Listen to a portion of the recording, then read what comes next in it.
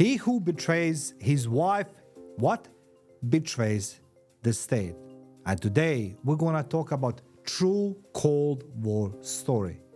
And why is it important? I want you to learn how the British did not trust his wife. The most efficient Russian spy was able to depart because British intelligence misinterpreted the intriguing features of his ex-wife's comments as a jealousy. They ignored the messages that they may reveal one of the most experienced Soviet spies. And his name is Harry Houghton.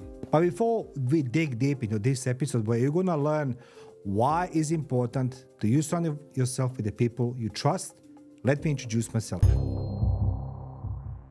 My name is Bekes, and I'd like to welcome all of you to my podcast, Life the Battlefield. For those who don't know, I'm the Guinness World Record holder for the longest continuous audio broadcast, 55 hours plus. As well, I spent 1,800 consecutive combat days in war in then ex-Yugoslavia, one of the most brutal wars in Europe since Second World War. As well, my professional career involves investigation, interrogation of high-position organized crime figures, traitors, spies, and as well working in diplomatic intelligence sector. On top of this, just to make sure that you understand I'm talking to you the facts, no opinions, I'm the bestseller book author, and today we'll talk about the spy who was the leader of the Portland spy ring, one of the most efficient spy rings in United Kingdom. So let's go start with this one. Harry Houghton, who worked in the Royal Navy Scientific Research Lab for undersea warfare on the island of Portland, is the focus of this story. And there is two women in this story as well. So I want you to understand why the women played a significant role in every decision making, every revenge, every love story, everything you like it in life. The woman is always center of attention. Maybe not the way you want to see it, but the way it's happening. And today's story, which is a true Cold War story, it's somebody who involves two women. So the Houghton has an ex-wife and his sweetheart. Her name is Ethel Gee. But before we dig deep into this story very, very much, I'd like to share with you something what happened to me not so long time ago. Now I can talk about some things from my life. And one of the people I used to be he was working in one country, and the last seeing of my colleague was he was stopping on a red light. And red light, the beautiful blonde lady, she walks into the car. So my colleague was trained as I did. However, somehow he met this mysterious blonde woman we never found. Several weeks later, his body was found in the Middle East. What do you need to learn? Whatever you do in your life, try to keep as much as possible information for yourself, regardless if it's your wife, it's your friends, it's your family. Many things you should keep very close to your chest. Some things you should never reveal, particularly if you're working with national security. So let's go back to the Houghton, who has a sweetheart. Her name was Ethel Gee. Was also employed at the base as a secretary. According to Russian Foreign Intelligence Service data, Hutton and Ji delivered over 17,000 sheets of secret documents to Moscow, and she was a secretary. There were high-level orders, outlines of the center's most important research, specification of English port defense systems, as well as detailed battleship weapon reports. So the guy was working in base, and she was a secretary. There were more details about Dreadnought, nuclear submarine. For those who don't know, Dreadnought is a big battleship from First World War, massive sonar stations and submarine defense system. In 1956, Alice Houghton began to have reservations about her marriage. Of course she did. She thought something was wrong in 1952 when Harry dropped a wad of money in front of her and scattered them around the room. Today we have these influencers. When you open the social media, and influencers have all that cash. Let me ask you a question. If you are really rich, if you're really having money, would you show off your money? No, you don't do this because you are attracting attention. But Harry dropped a lot of money in front of his ex-wife. Now, as she gathered the flattering notes, Alice realized she had £150 in her hands, which is equivalent to almost £6,000 a day. £6,000. Alice also noticed some brown wrapped document bundles on her husband's desk. When she opened one of the documents, she saw a top secret stamp. Women have an intuition better than men. They know that something's wrong. Obviously, she opened and she saw top secret stamp. She knew too much. Then Alice noticed a small camera beneath the step of the house. So she saw that things are changing. According to his wife, when Houghton learned about it, he stayed mute and did not respond to her insulting words. Well, more or less insulting, she was very curious. According to the evidence shown thus far, Harry repeatedly beated her and attempted to murder her. According to some records, some people were passing by that saved her life. She also claimed that her husband drove her to that Portland Bill Rocks and he tried to push her off the cliff on one occasion, but people saved her. I have to get rid of you, he proclaimed while he was heavily intoxicated. You know far too much. Now, I want you to understand one thing as well from my life experience. There's two types of people who work for the intelligence services, regardless you're domestic ones or you're foreign ones. You can shape this as much as you want, but doesn't matter in what conditions you are. If you are not employed of intelligence services, you are just a part to be some type of agent or some informant, you are responsible. Nobody cares for you because in your place is going to come somebody else and you are just a number. Well, even if you work for government, you're the number, but you're being looked after differently, right? The fact is that he was drinking a lot. And he tried to kill his wife. And what she did, she gone to his job and she says, he tried to kill me. He drinks a lot. There's things happening in a house that shouldn't be there. Well, they ignored who? British intelligence services. Alice attempted to notify management about his strange behavior, and she informed a personnel officer at the military base in 1956 that her husband was distributing critical information to the people who should not have it. Now, her statement was conveyed to MI5. They covered up the incident in accordance with military installation management advice. You are wrong. That's what Bekes says. They claim that Hutton had an affair and split from his wife in 1955 before divorcing a year later. Divorce was very, very toxic, very violent, and he met this lovely lady on a base. He had an affair.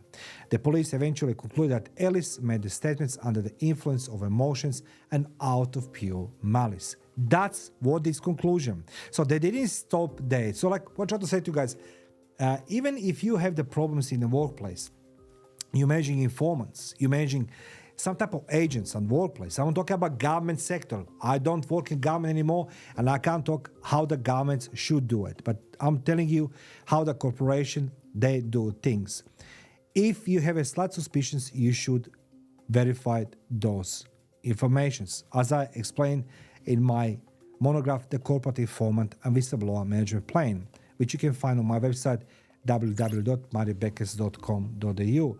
But the fact is that she approached to the management, so-called management, and informed them that husband, doing some things that are not regular, they're not normal. They ignore because they say,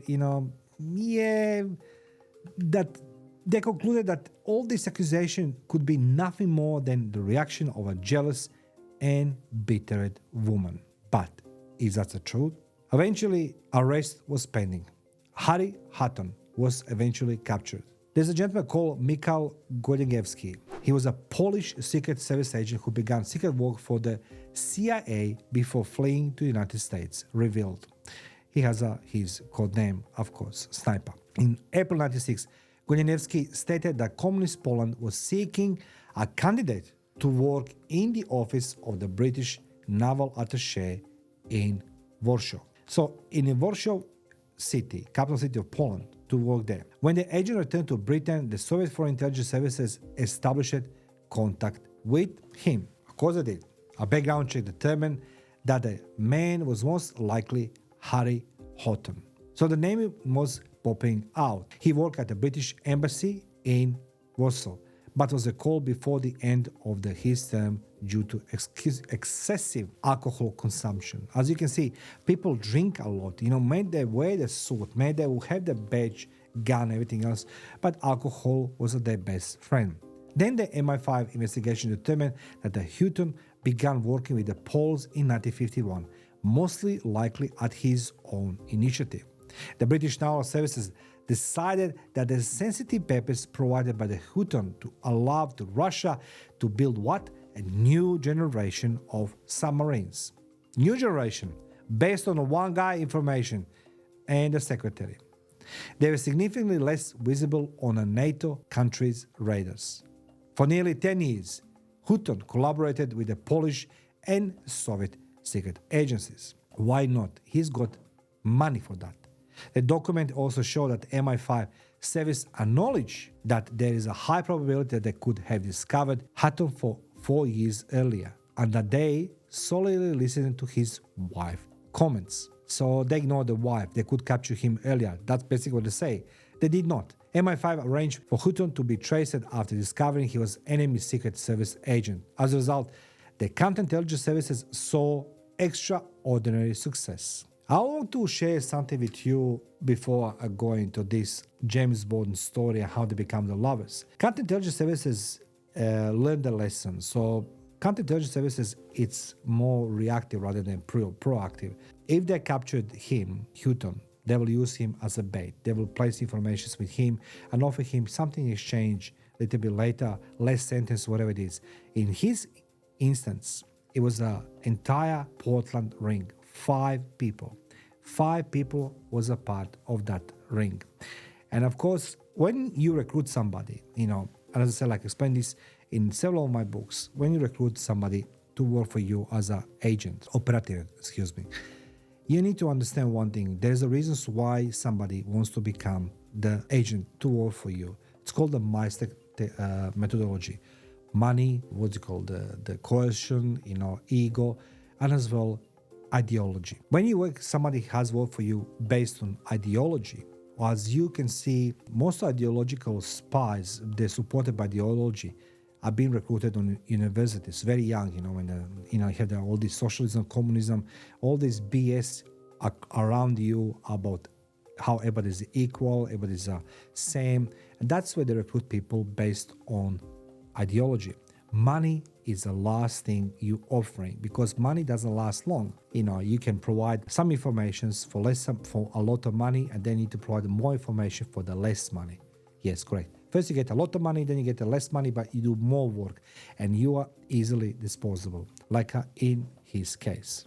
However, this story has a love story in this. MI5 was successful in exposing not only Houghton and his mistress Ethel Gee, who was also a spy, and she became the spy after he told her that he needs some documents from her to take pictures of, but also member of the Portland spy network, including undercover Soviet Foreign Service agent named Conan Molodov, who lived in England under the alias Gordon Lonsdale. A wiretap of Lonsdale's home revealed that he lived the life of James Bond. In England, a Soviet spy became a successful businessman, constantly switching ladies and expensive cars. Lonsdale was caught while carrying a rucksack or, the backpack containing confidential documents from the Ethel Gee Leontina Cohen, a British surname known as a Kroger, and Morris, 2 other members of the Portland spy network, who were also arrested at the same day.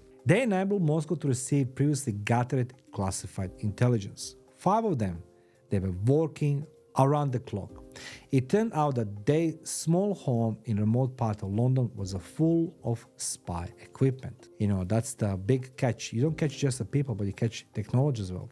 A radio transmitter, a microfilm printer, and a reader, a lighter with a secret compartment, encryption codes, and 7 passports were discovered buried in the floor during the search. Police turned everything upside down. Now, the Cohens each earned 20 years in prison. Houghton and Ethel Gee received 15 years, and Maladog Lonzel received a 25 years sentence. That's a long time to be there. The Portland Spy Network, which everybody loves to talk about them, revelation drastically affected MI5 activities. No question asked. The British Secret Service found for the first time that its adversaries were not only KGB officers acting under diplomatic cover, but also people impersonating Western nations. So the investigation is not just you capturing the spies, but you capturing entire modus operandi, technology, and everything else. Covert intelligence personnel assume false identities, but their genuine documents and histories were seamlessly integrated into American and British culture, which we can see on a daily basis. It was very hard to count such agents. There are certain negotiations with MI5. As I mentioned before, counterintelligence services looking for the more than just a sentence. Houghton was 56 years old and G was 47 when they were arrested. G later suggested that she still had feelings for Hutton, and she wrote it to him, "My dear Harry," was the first line of every letter she sent him from prison to prison. "The short time I spent with you was the happiest period of my life," she said in one of the letters. What is that saying to you guys? The person was a spy. She knew it could be catch, but yet she was so lonely. She loved that guy, had done everything, even in prison. Now the duo was under pressure as they served the sentence. Mail between agents in prison reveals that Houghton even suggested G negotiate with the counterintelligence agency in exchange for reduced sentence. G, on the other hand, responded by labeling the MI5 officials who read their letters as scoundrels and claiming she will not scrutinize to that part. So she didn't negotiate. Houghton even made a decision to meet G once. She then gave another admonition to be quiet. She told him, "Don't discuss anything with them." She told him. G reprimanded Harry for being cowardly and inconsistent, stating, "If not, I will have to do another sentence." What does that mean? Obviously, she was thinking she was going to kill him. This couple's story has a happy conclusion. Of course it does. Even, as you can see, Harry was a coward. Harry tried to kill his first wife. He was trying to negotiate his way out.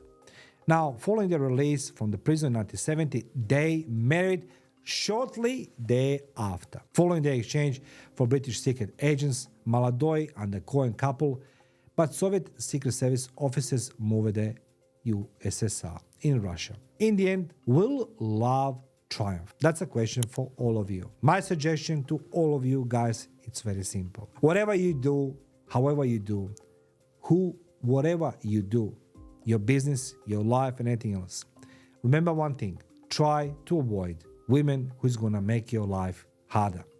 Instead of this, make your life easier and better. So, treat your wife respectfully. If you're a spy, be careful who you're going in a bed with, because it could be your last time. Thank you for watching.